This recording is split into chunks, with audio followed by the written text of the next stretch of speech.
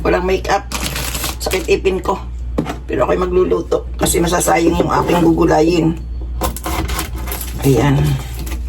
Ano kasi mayroon akong kalabasang nabili, ay kalabasa. Talbos ng kalabasa. Tapos may ulo ako ng isda. Yun na lang ang gagawin ko. Dapat sana nga ay ano ako ng sitaw. Eh sa dami ng hindi ko naman makakain pa, ang ginawa ko, inilagay ko na sa freezer yung sitaw. Para kung kailan ko gustong lutuin, ay doon na lang ko lulutuin. Pag maayos na ang aking ngipin. Bukas dalhin ko na to sa dentista. Sana mayroong dentista bukas eh. Eh itong dahon ng kalabasa ko ay medyo malapit ng mamaalam. Pag na maalam ay sayang naman. Kulang-kulang singyin ang bili ko niyan. Kulang-kulang 1,000 yen.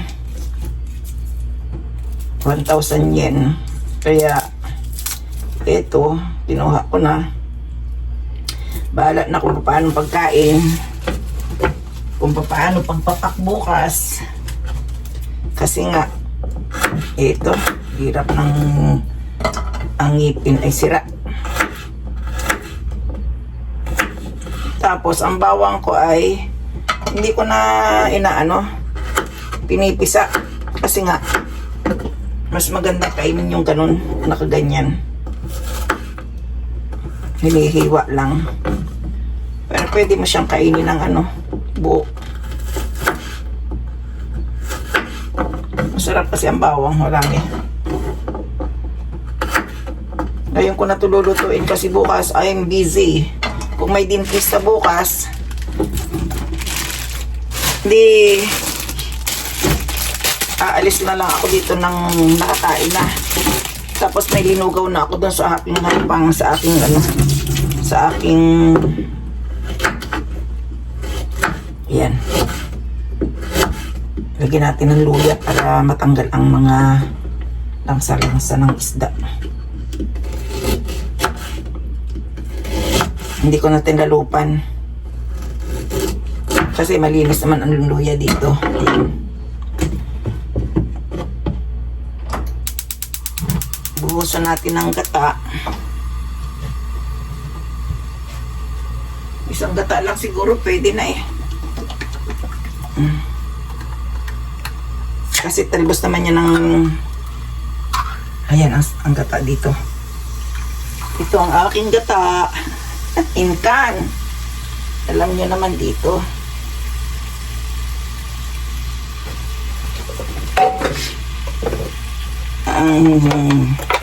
Ang asin hindi na nadurog. Namuo dito siguro kailangan sa garapon eh gusto ko magpatis eh baka naman biglang dumating si SD eh makikain. Yan lagyan na natin ang lahat ng sangkap. Tapos yung isda ko na andito lang sa baba. Binuhusan ko na ito ng mainit na tubig. Nawala na yung langsa niya. Dalawang malaki.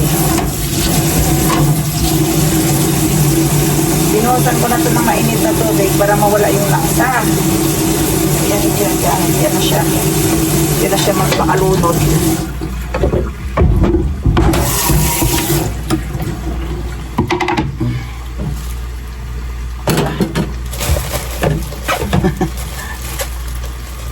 Tapos ito namang dahon ng ginawa ko na to nung nakaraan pa. Ang kaso masisira. Hindi pa naman siya sira talaga. Ayan, pwede pa siya kahit ilang araw. Pwede pa siya kahit ilang araw. Kaya lang yung mga dulo nga ng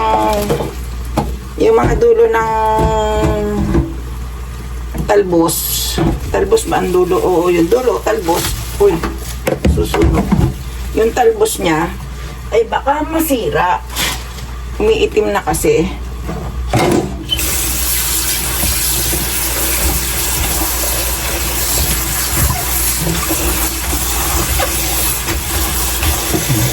Ayan. Ang bulaklak.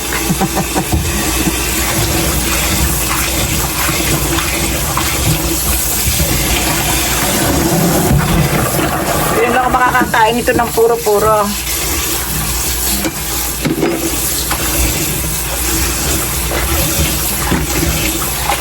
Ikasan ko mabuti. Kasi galing pa to ng Vietnam.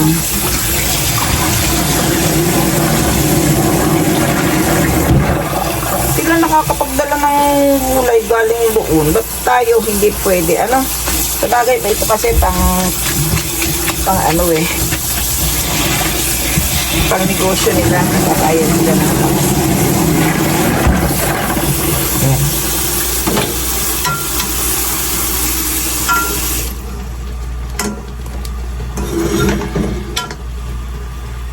Sarap ng ano.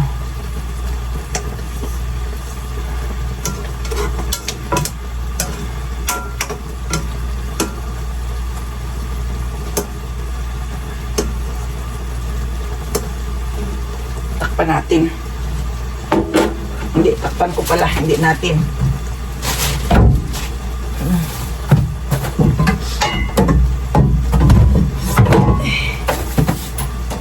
Para inaangkon lang ang apoy para maintin lang yung ano. Tapos ito naman tatanggalan ko na siya ng tubig.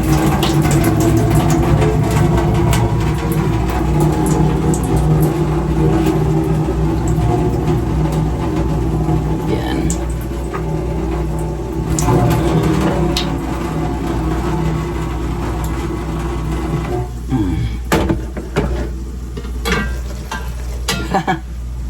Diba? Tama lang yan. Oh, yan. Oh. Iniin lang yung ano. At ako naman dito ay magpupunas na ng aking mga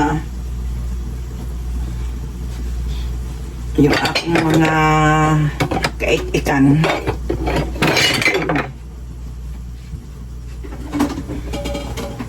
Kasi hindi na ako makaharap dito sa kusina. Parang pagod na pagod ako nitong mga nakaraang araw kasi hindi na nga ako makaabot. Napapagod lalo ako.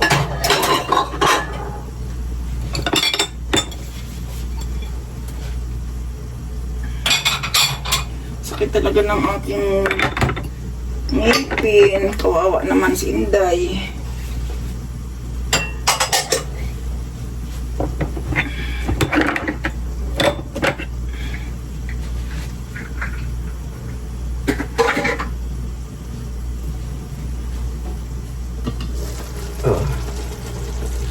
Ay, lami. Lami kayo. Balik tayo natin.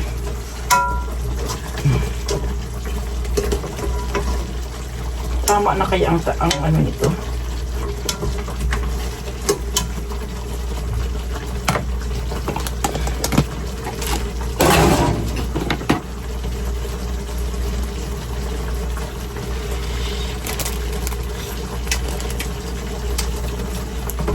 Napaalat yata.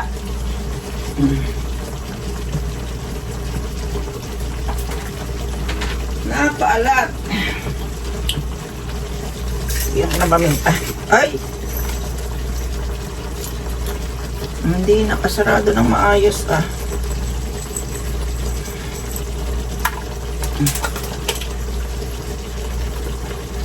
Kala ko nakasarado.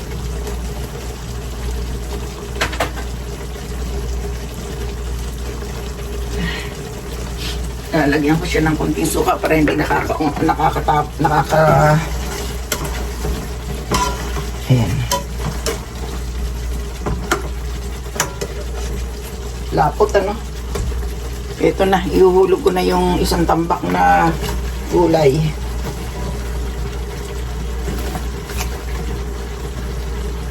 Tanggalin ko kaya muna ang isda ano para hindi madurog. Wag na.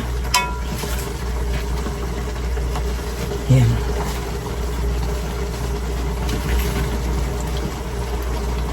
Puro.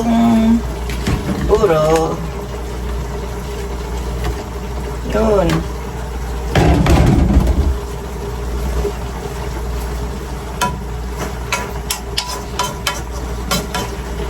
Subukan ulit. Sarado natin. Takpan. Mahina lang ang apoy ko niyan. Para madaling hindi maubusan ng sabaw. Kasi ang layo ng bilihan ng ng gata.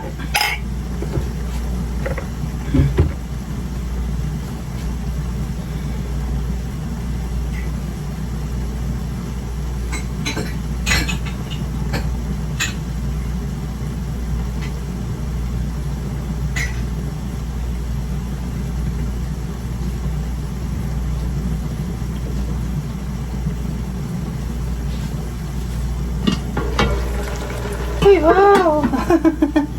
Ay, wow! Oh. Atin munang pababain pa ng kunti. Pababain natin ng kunti ang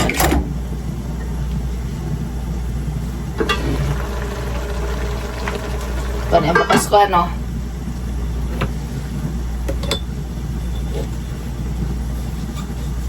Iniisip ko kung kakain ako o hindi na.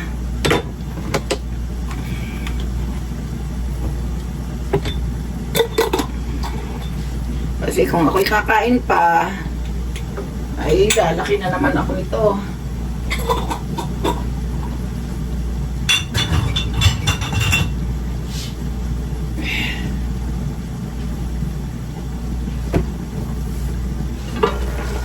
Ayan na. Haluin natin.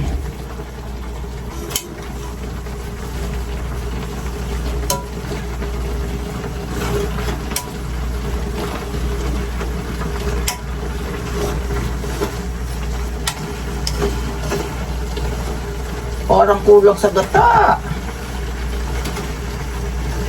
Aba, kulang na yata.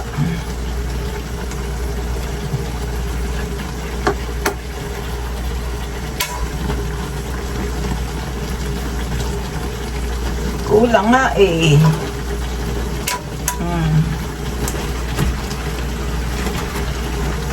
Parang magdadagdag ako ah.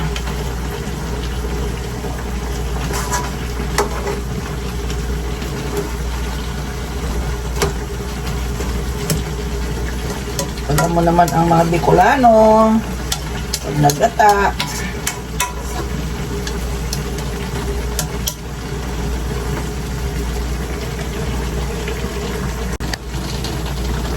dagdag tayo ng siling green at saka sibuyas. Marami nga pala akong sibuyas. Sayang kasi masisira.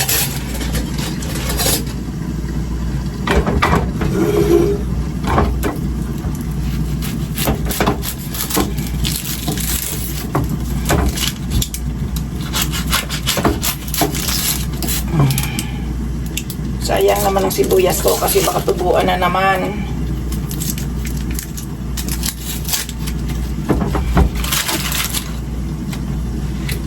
Ayan ka.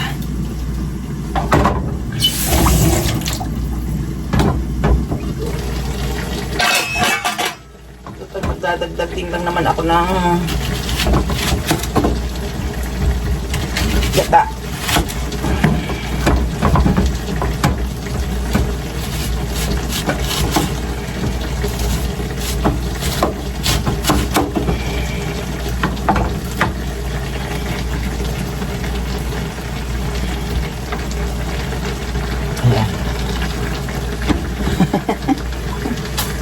Para maraming gulay kasama na ang sibuyas.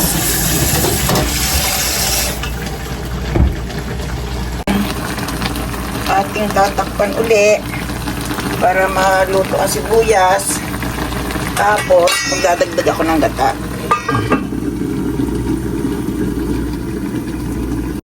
Ayan na, bubuhos ako ng ano, oo. Pangalawang gata. Hindi ko na tong, ano to? Talbos ng kalabasa. Kalabasa, tulpo. Oo. Talbos ng kalabasa. Oo.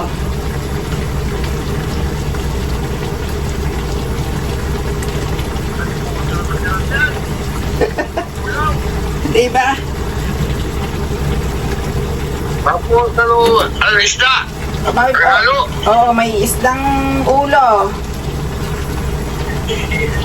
Tapos may, lagyan mo lang na.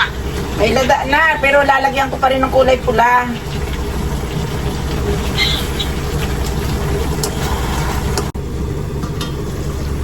Ayan, ayan na. Lagyan ko lang ng sili. May sili na siyang green. Lagyan ko pa rin ito para medyo may kagat.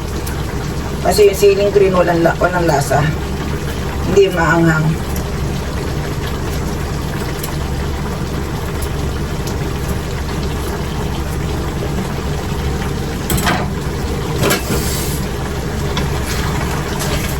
Oh, parang ang sarap-sarap.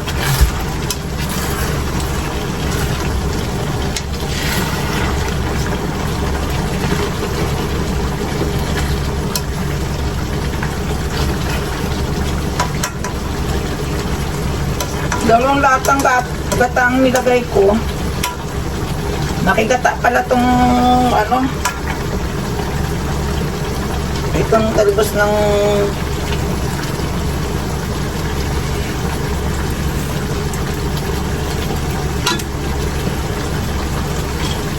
ay, makakagat ah. Lagyan ko ng patis.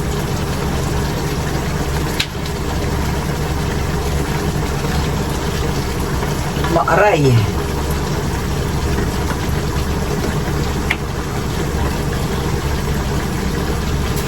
Maaray-aray ang aking. Tapos ang aking suka ay from apple cider.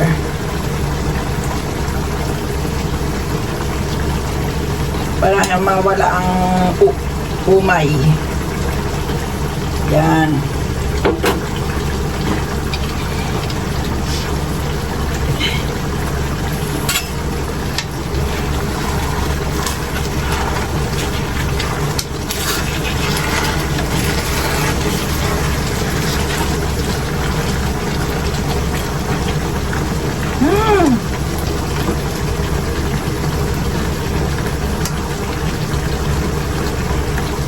Pwede na to dito kahit hindi ko ilagay sa loob.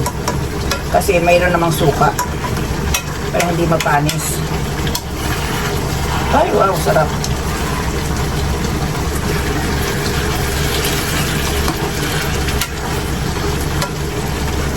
Oh, ang luto na.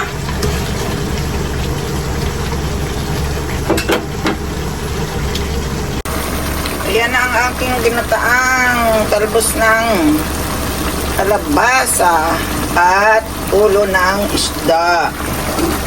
Parang pampano yung inilagay ko dyan eh, yung malaki. Ayan na, luto na yan.